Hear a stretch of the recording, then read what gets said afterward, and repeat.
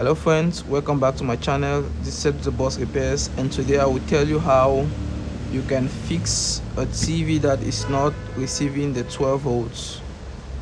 You can see on this pin on the transformer there is written here 12 volts.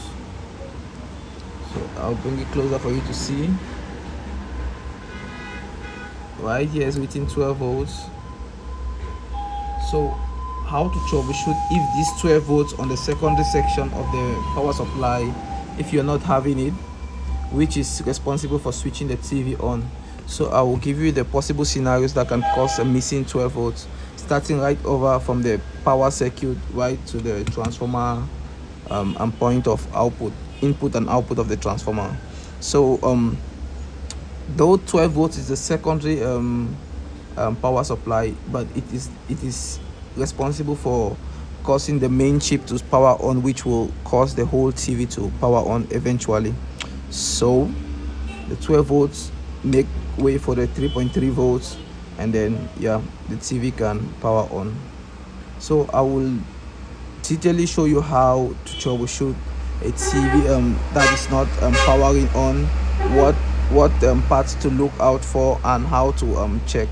You should know that this part, which is within the hot, you can see the hot is the high voltage part, and this side, which is within the cold, is the secondary or the low voltage part. So if you are working on this and then you happen to touch any component on this secondary part, you won't be shocked, but on this secondary part and this primary section, there's a high probability that you'll be you have an electricity shock. So the first thing that we're going to check here should be the fuse. So we want to make sure that the current coming in from this is passing through the fuse. So we will check the fuse for continuity between the both ends. We should get continuity, and if that is the case, then the fuse is working properly. Then we know the fault is not from the fuse. And next from there, we will test the bridge rectifier. That's the next checkpoint. You can see here it takes in AC input and then it gives out DC, which is from here we go to the main capacitor, which the main capacitor is supposed to keep charge, and that charge will therefore be translated to will be shared to the transformer, which will then break down the voltages for the backlight circuit, which is 95 volts. Then you have the 2 points, which is the 12 volts. Then you have this point, which is the ground. So this will be the backlight circuit, this part, and the backlight capacitor. I'm sure this MOSFET is also for the back. No, I think it's a 12 volt MOSFET. So when we'll connect it to current, we're going to see to power, we're going to see what MOSFET is this. Is it for the backlight or is it for the 12 volts?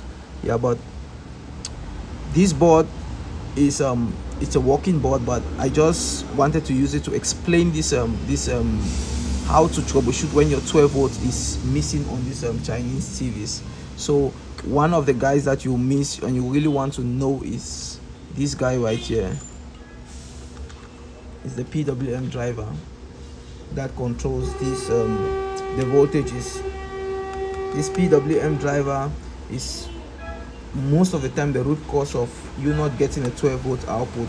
And when you get voltage on this high voltage transistor, and you get the voltage on this capacitor, and you get the voltage on this DC input and fuse, making sure that all of this is fine, but you still don't get any 12 volt output, you have to check this PWM driver and its capacitor. So this capacitor is the one giving charge to this. So if you measure this capacitor and the capacitance is not the same, or if you plug it on current and you make sure that it's not getting the voltage that it's supposed to get, which is most of the time I think is 5 volts. So this capacitor needs to give power to this PWM driver so that the 12 volts can be generated, which will cause the TV to power on. So there's so many TV boards out there that have gotten this issue with, which this PWM driver is the problem, or is defective. So it's something that we need to pay much attention to. So if you have a TV that is not powering on, the power light is not showing anything, maybe due to so many factors, this is the guy you want to check. You want to troubleshoot this guy and make sure that he is okay. So what we'll do in the video is we'll plug the we'll connect the TV to power, and then we're going to check this capacitor to make sure that this PWM drive is working okay. I'm sure in the case of this board, this PWM drive is working okay, because this board is working perfectly fine. So I just wanted to demonstrate a problem like that, what it will cause, because this is very, very important. And throughout my fixing of stuff, I've met a lot of TVs that have a problem that is caused by this PWM driver. Start. Okay, so friends, you can see this power light is on because I know this TV is working. I've worked on similar TVs like this, but this power light could not get on. There could be, your TV could be showing no light right here. So that is what I'm talking about. But since this TV is fine, it's showing light, if we press it, it's going to turn on. So obviously I want to illustrate what the PWM driver does, you see, and how to troubleshoot when it's not showing the power light. So remember what I told you about the fuse. We turn it.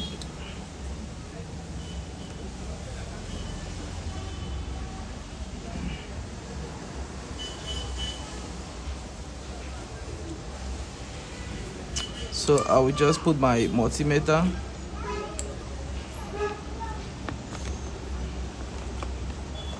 To AC voltage, because I want to check the fuse.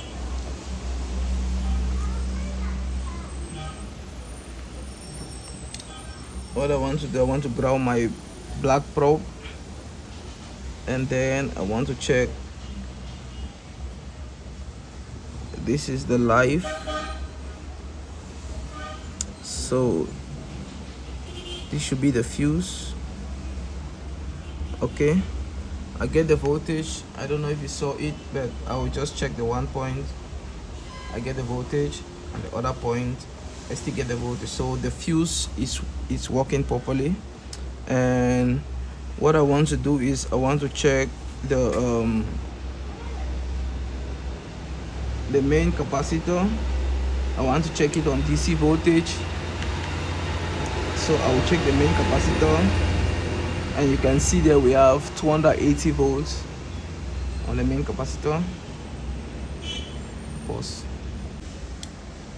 So to troubleshoot a TV that does not have the red light, the problem is more to be at the hot side, the high voltage.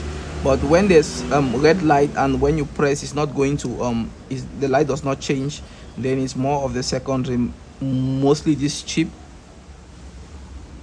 is to be, or it's any fault in the secondary, but mostly you should check this unisoc chip. It's most of the time faulty, or the this chip needs reprogramming. So yeah, but on this video I was really trying to say when the 12 volt is missing, and you can check the 12 volts like this. You ground the black probe, and then you touch this transistor. You can get there. It must be stable. If it's fluctuating, the TV won't turn on. You see the way it's stable, 12.27. It does not shake. So that is to show you that this 12 volts line is working perfectly. But if you have a TV that the 12 volts is not working, you have to check this guy, this PWM controller capacitor, which we're going to check now. It should have 5 volts. So I will just quickly check so that you see it has 5 volts.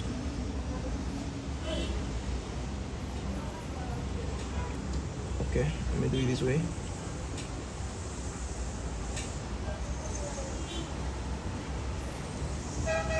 You can see that that's 16 volts. It has 16 volts. So that is showing that everything is good.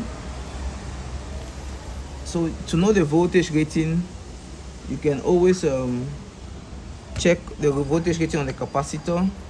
I'm just a little bit careful because there's power on this board, and yeah, we can even go further to like just check the pins of the PWM controller and see. I'll go with the first pin.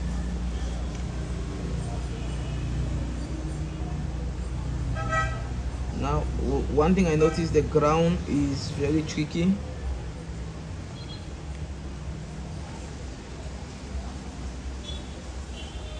In the high voltage section,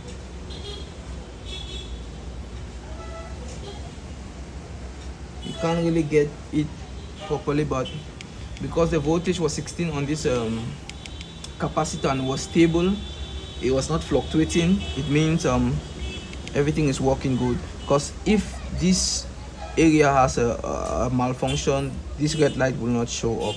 So that is what I made this video to show you. And one of the other causes that you will find is when you don't get when it's not switching on. Yeah, you can also check here if you don't get 3.3 volts. If you don't get 3.3 volts on this BIOS chip, it could also cause this thing to not switch on, or sometimes switch on but it will not power on as it should power on. So we'll just quickly check if we see if we get 3.3 volts.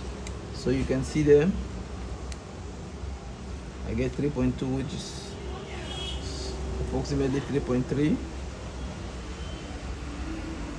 So that shows me that that chip is okay.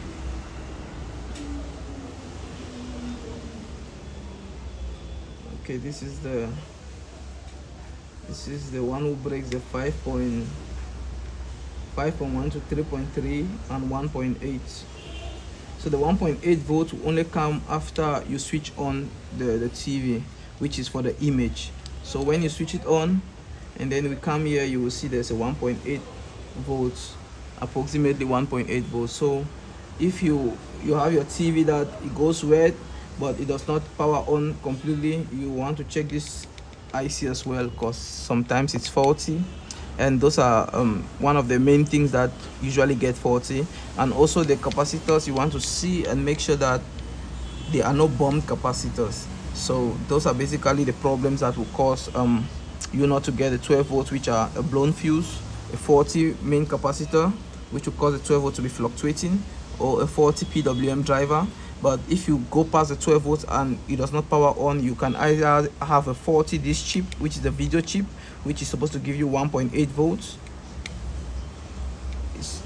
It takes in 5.1 volts and gives out 3.3, which comes to this chip, and then 1.8, which goes to the video. So those are the voltages that you need to take into consideration as a technician. But the first thing to do whenever you take out the board is just look for burnt marks on the board, and visual inspection is very, very important. So thank you so much. We just passed 4,000 subs, and I just want to take this time out here to thank each and every one of you who made this dream come true. I want to thank all my fans from day one, and even though I've been slow on the videos, I will try my best to put out more and more videos out there. Hope this helps you fix your TV. It could be Sinotech, it could be Telefunken, it could be LG, it could be whatsoever TV, the one using the universal TV board, then you will find this video helpful. So please watch, share, like, subscribe, and keep on promoting this channel with your friends. Have a nice day, and God bless you. Bye bye.